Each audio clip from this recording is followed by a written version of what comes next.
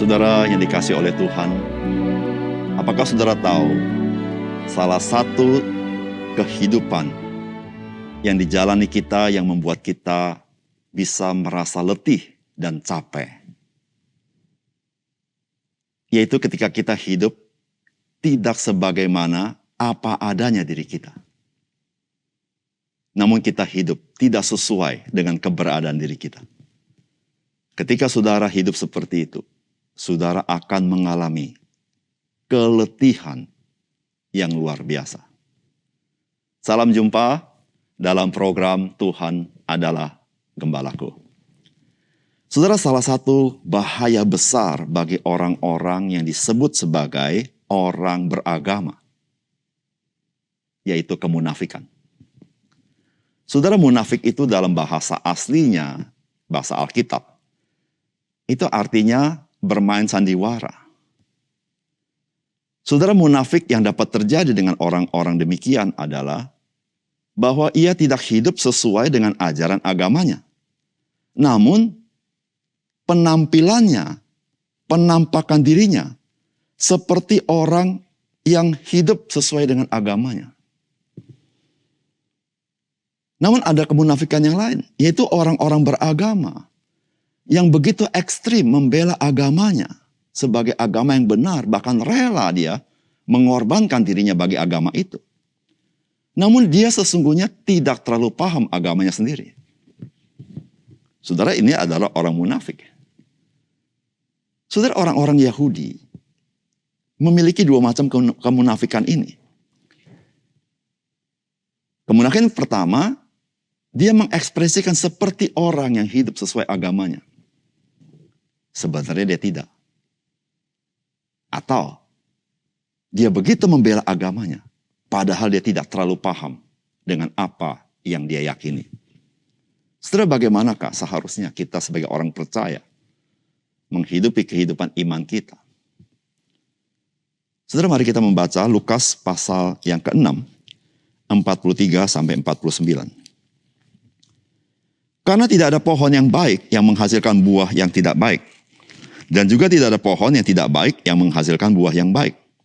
Sebab setiap pohon dikenal pada buahnya. Karena dari semak duri orang tidak memetik buah ara, dan dari duri-duri tidak memetik buah anggur. Orang yang baik mengeluarkan barang yang baik dari perbendaharaan hatinya yang baik. Dan orang yang jahat mengeluarkan barang yang jahat dari perbendaharaan hatinya yang jahat. Karena yang diucapkan mulutnya meluap dari hatinya. Mengapa kamu berseru kepadaku, Tuhan, Tuhan, padahal kamu tidak melakukan apa yang aku katakan?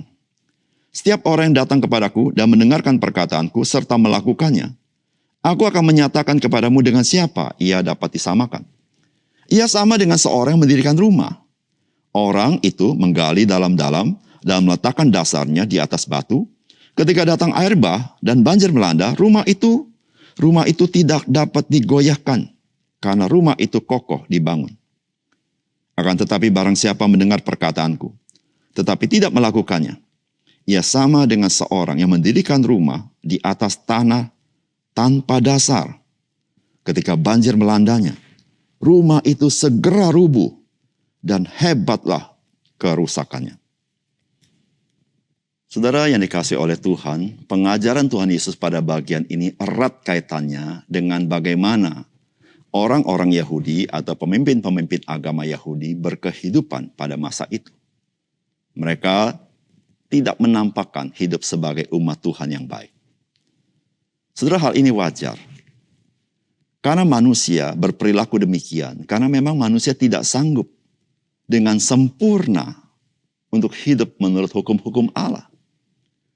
Oleh karena itu, saudara, hanya dua jalan yang dapat manusia lakukan. Yang pertama, yaitu jalan munafik. Kelihatannya seperti seorang beragama, tetapi kehidupannya tidak menampakkan itu. Atau yang kedua, orang itu datang sama Tuhan Yesus dan menerima anugerahnya dan kuasa Roh Kudus, sehingga dia jadi manusia rohani, dimampukan oleh Tuhan berjalan di dalam firman-Nya. Saudara, apakah pesan firman Tuhan bagi kita dari bagian ini? Saudara, yang pertama, Siapakah seseorang itu dikenal di dalam perilaku kehidupannya. Saudara, firman Tuhan berkata, karena tidak ada pohon yang baik yang menghasilkan buah yang tidak baik. Dan juga tidak ada pohon yang tidak baik yang menghasilkan buah yang baik. Sebab setiap pohon dikenal pada buahnya. Karena dari semak duri orang tidak memetik buah ara. Dan dari duri-duri tidak memetik buah anggur. Orang yang baik mengeluarkan barang yang baik dari perbendaan hatinya yang baik. Dan orang yang jahat mengeluarkan barang yang jahat dari perbendaan hatinya yang jahat. Karena yang diucapkan mulutnya meluap dari hatinya. Saudara, bagian firman Tuhan ini mau mengajar kepada kita bahwa keberadaan kita itulah yang menentukan perbuatan kita. Bukan perbuatan kita yang menentukan keberadaan kita. Saudara, being itu menentukan doing. Bukan doing yang menentukan being. Saudara, pohon ara adalah being. Maka dia akan bekerja, doingnya adalah menghasilkan buah ara. Tetapi semak belukar tidak demikian. Saudara, Tuhan Yesus mau mengajarkan kepada kita. Saudara, memang siapakah kita itu penting sekali yang menentukan perilaku kita. Sehingga saudara-saudara yang kasih dalam Tuhan, sebagai orang percaya, saudara dan saya bisa menyatakan kebaikan Tuhan dan keindahan Tuhan dalam hidup kita, yaitu melalui perilaku kita. Kita tidak bisa dibalik bahwa perilaku kita menentukan kita, tidak. Tetapi siapakah kita, itu menentukan perilaku kita. Jikalau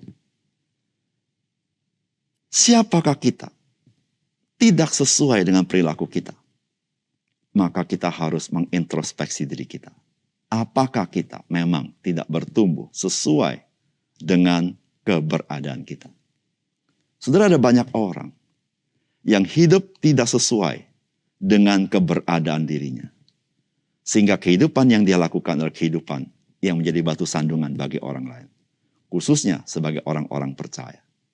Saudara, siapakah saudara? Saudara dikenal melalui perilaku saudara. Jikalau saudara ingin dikenal sebagai orang-orang percaya yang mengasihi Tuhan, maka perilaku saudara harus menyatakan itu. Sehingga orang bisa melihat keindahan Tuhan dari kehidupan saudara. Yang kedua, saudara, siapakah seseorang tergantung dari apa yang tidak terlihat di dalam batinnya. Saudara, firman Tuhan berkata, setiap orang yang datang kepadaku dan mendengarkan perkataanku serta melakukannya, aku akan menyatakan kepadamu dengan siapa ia dapat disamakan. Ia sama dengan seorang yang mendirikan rumah. Orang itu menggali dalam-dalam dan meletakkan dasarnya di atas batu.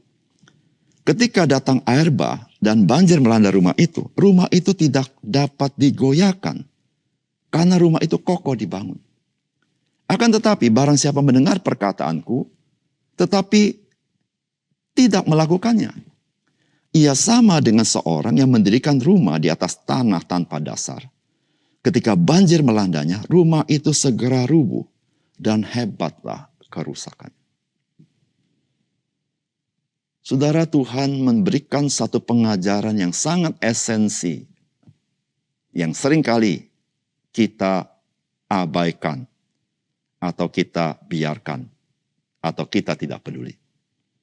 Saudara, kita lebih senang dengan apa-apa yang kelihatan dengan mata kita. Sehingga kita seringkali tertipu dengan apa yang kita lihat. Tetapi Tuhan berbicara sesuatu apa yang tidak terlihat. Yaitu bagaikan rumah yang indah dan tetap kokoh karena yang tidak terlihat itu pondasinya, pondasi di atas batu karang. Saudara, apa yang terlihat bisa kelihatan indah. Namun saudara, dia tidak akan tahan lama jikalau dia tidak punya pondasi yang kokoh. perilaku kehidupan kita tidak akan bertahan lama jikalau batinnya kita yang tidak terlihat itu tidak bertumbuh dengan baik. Saudara yang kasih dalam Tuhan, siapakah kita sesungguhnya? Tergantung apa yang di dalam batin kita. Saudara, apa yang di dalam batin kita mungkin tidak muncul ke permukaan. Tetapi saudara-saudara, satu ketika dia akan muncul sendiri. Oleh karena itu saudara, betapa penting bagaimana kita merawat hati kita di hadapan Tuhan.